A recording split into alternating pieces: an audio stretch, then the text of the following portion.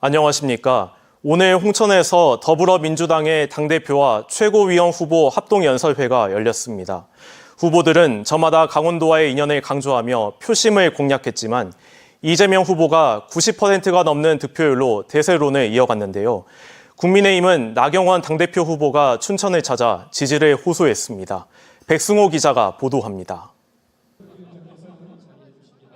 제주와 인천에 이어 강원도에서 세 번째 열린 합동연설회. 이재명 후보는 강원도가 가야 할 길 가운데 하나로 신재생 에너지를 꼽았습니다. 앞으로 세상은 화석 연료로 만든 제품을 팔 수 없는 세상이라며 강원도의 자연을 활용한 풍력과 태양광 발전, 이런 신재생 에너지가 결국 돈이 된다고 말했습니다. 강원도에 도로만 깔듯 신재생 에너지로 만든 전기를 옮길 에너지 고속도로를 만들자고 제안했습니다. 햇볕연금, 바람연금으로 사람들이 얼마든지 먹고 살 수 있는 세상이 열리면 우리 모두가 걱정하는 국토 균형 발전, 인구 소멸 다 해결할 수 있지 않습니까, 여러분? 김두관 후보는 김대중 전 대통령이 국회의원으로 첫 당선된 곳이 인제라며 강원도가 민주당 발원지라고 추켜 세웠습니다. 그러면서 이재명 후보가 당대표를 연임하면 정부 여당과 강대강 대치를 끝내지 못한다며 국민 민생은 누가 챙기냐고 반문했습니다. 저는 민생, 경제, 대연정을 통해서 우리 국민들이 고통받고 있는 삶의 현장, 민생을 확실하게 챙기겠습니다. 김지수 당대표 후보는 최상병 순직과 같은 비극을 막고 이제는 미래 씨앗을 심을 때라며 청년 정치인에게 지지를 호소했습니다. 사랑하고 존경하는 강원 동지 여러분, 최희병의 죽음과 미래 세대의 안전을 책임질 대안 세력은 바로 여기 더불어민주당입니다. 하지만 강원 지역 경선은 이재명 후보 90.02%, 김두관 후보 8.9%, 김지수 후보 1.08%로 이재명 후보의 압승으로 끝났습니다. 비슷한 시간 춘천에서는 국민의힘 당대표 후보인 나경원 후보가 김진태 도지사와 만났습니다.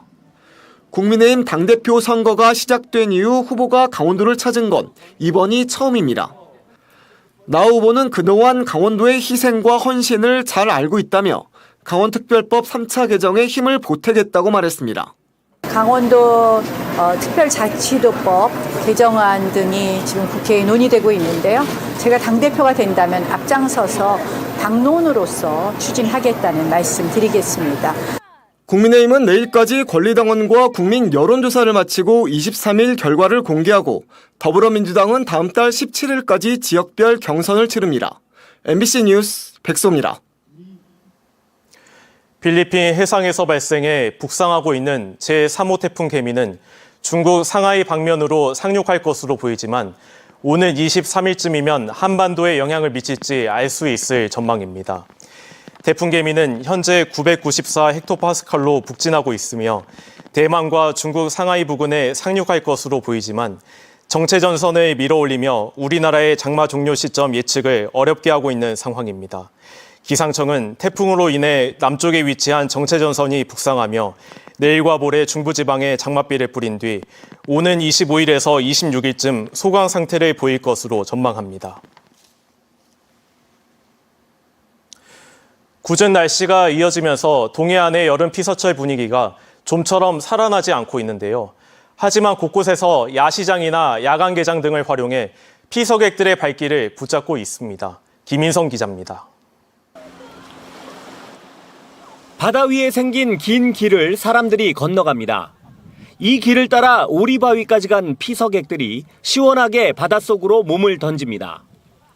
처음 들어갈 때는 너무 높아서 떨렸는데 나중에 들어가 보니까 시원하고 괜찮다.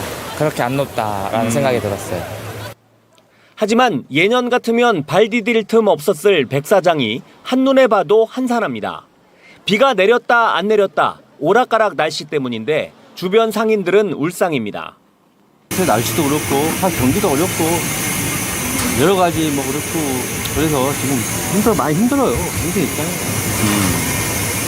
그 장사하는 사람들이 한철 장사 보고 하는 건데 이런 상황에서는 아마 다 적자일 것 같아요. 지난달 29일 강릉 경포해수욕장을 시작으로 동해안 해수욕장들이 개장했지만 개장 이후 22일간 비가 오지 않은 날은 단 6일에 불과합니다. 동해안 곳곳에선 피서객들의 눈길을 사로잡으려는 다양한 행사가 열리고 있습니다. 9월 15일까지 매주 금, 토, 일요일마다 동해 묵호항과 어달 해수욕장 인근에서는 다채로운 먹거리들을 즐길 수 있는 돛제비 야시장이 열리고 9월 28일까지 매주 금, 토요일에는 주문진 전통시장이 문을 여는 등 도내 곳곳에서 야시장이 운영됩니다. 깨끗하고 시원한 동해바다와 태초의 신비로운 기암절벽을 함께 즐길 수 있는 바다 부채길도 8월 25일까지 야간 개장을 합니다. 저도 처음이라 이제 궁금해서 들어와 봤는데 너무 좋네요. 바닷가 위에 서 있는 느낌이고 어떤가 여기 처음 이렇게 와본 공간이고 해가지고 너무 좋았습니다. 다양한 테마의 숲이 마련돼 있는 강릉 소량수목원도 밤 시간에 색다른 경험을 안겨줍니다. 색색마다 황홀한 느낌의 조명과 아름다운 나무, 여기에 졸졸졸 흐르는 물소리까지 어우러져 무더위와 궂은 날씨에 지친 이들에게 말할 수 없는 청량감을 줍니다. 강릉 야경 명소라고 해서 찾아왔는데 날씨가 지금 더 선선해가지고 산책하기도 좋고 조명도 켜져 있어가지고 더 예쁘게 느껴지는 것 같아요. 다음 주부터는 동해안 해수욕장들도 야간에 즐길 수 있게 되고 당분간 큰 비 소식도 없어 동해안은 절정의 피서 분위기로 빠져들 전망입니다. MBC 뉴스 김인성입니다. 오랜 역사를 자랑하는 영월 동강 국제사진제가 22번째 막을 열었습니다. 비서철을 맞아 방문할 여행객들에게도 쉼이 될 수 있는 전시인데요. 올해 주목할 작품과 작가를 이병선 기자가 간추려 봅니다. 다려야 할 셔츠를 한 손에 떨구듯 걸친 채 보행기 탄 9개월 딸아이를 바라보는 30대 여성.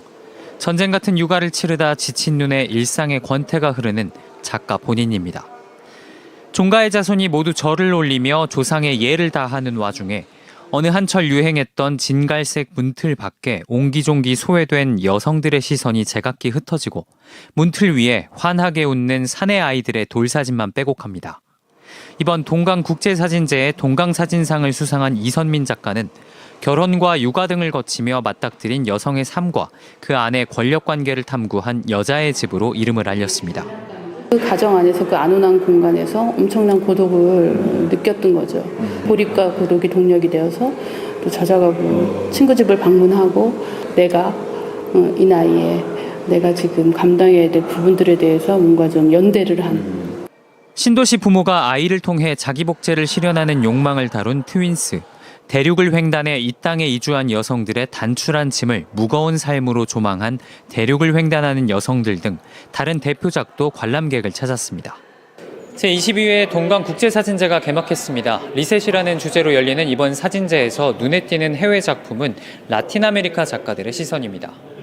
다리 위에서 아래를 바라보며 지나가는 트럭의 노동자들을 삶의 현장이라는 프레임 안에 담은 파블로 오르티스 모나스테리오의 작품과 마치 매직아이처럼 화폭에 숨겨진 사진을 찾아내야 하는 루이스 곤잘레스 팔마의 작품도 전시에 재미를 더합니다. 두 눈으로 보지만 그 이미지가 머리에서는 같은 이미지로 그 프로젝션이 되는데 그게 마음으로 어떻게 소화가 되고 사진이 찍히는지. 국제주제전과 국제공모전 등을 통해 전 세계 유수의 작가들을 만나보는 것은 물론 보도사진가전과 강원특별자치도 사진가전, 영월군민사진전도 눈길을 끕니다. 리셋이라는 대주제를 가지고 누구나 동등하고 평등하고 모두가 같은 모습의 이야기가 같이 펼쳐질 수 있는 그러한 어떤 바람으로 기획을 하게 되었습니다. 올해 동강국제사진제는 오는 9월까지 동강사진박물관에서 이어집니다. MBC 뉴스 이병선입니다. 오늘 오후 1시 24분쯤 인제군 북면 설악산의 12선녀탕 등산로에서 홀로 등산을 하던 60대 남성이 심정지 상태로 발견돼 헬기로 이송됐지만 끝내 숨졌습니다. 어제 오후 2시 43분쯤에는 평창군 용편면 영동고속도로의 강릉 방향 평창나들목 주변에서 오중 추돌 사고가 발생해 5명이 인근 병원에서 치료를 받았습니다. 그젯밤 10시 57분쯤에도 인제군 남녀 어론리의 군부대 앞 도로에서 20대 보행자가 차량에 치여 심정지 상태로 병원에 옮겨졌습니다. 계속된 폭우로 지반이 약해지며 낙석과 도로 붕괴 사고가 잇따라 발생했습니다. 어제 오전 6시 55분쯤 인제군 서안면 심정리의 지방도에서 100톤이 넘는 돌과 토사가 쏟아져 양방향 통행이 통제되고 있습니다. 한편 지난 19일에 100톤 규모의 돌이 떨어진 춘천시 서면 덕두원리의 지방도 408호선은 어제 오후부터 통행 제한이 풀렸습니다. 또 지난 18일의 폭우로 도로 일부가 무너진 춘천의 5월 피암터널 부근은 다음 달 1일까지 복구 작업을 마치고 임시 개통될 예정입니다. 더불어민주당 강원도당 위원장에 김도균 속초 인제 고성양양 지역위원장이 선출됐습니다.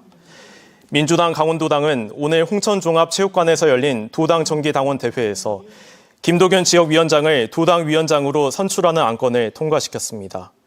도당 위원장 후보에 단독으로 입후보한 김 지역위원장은 찬반 투표에서 91.48%의 찬성표를 얻었습니다. 김 위원장은 이번 주 중앙당 당무위원회의 인준을 거치면 도당 위원장에 공식 임명됩니다. 강원FC가 제주 유나이티드에 4대0 대승을 거뒀습니다. 하나은행 K리그1 24라운드에서 두 골을 넣은 양민혁과 최근 영입한 코바체비치가 한 골을 추가하며 4대0으로 이겼습니다. 강원 뉴스 마칩니다. 고맙습니다.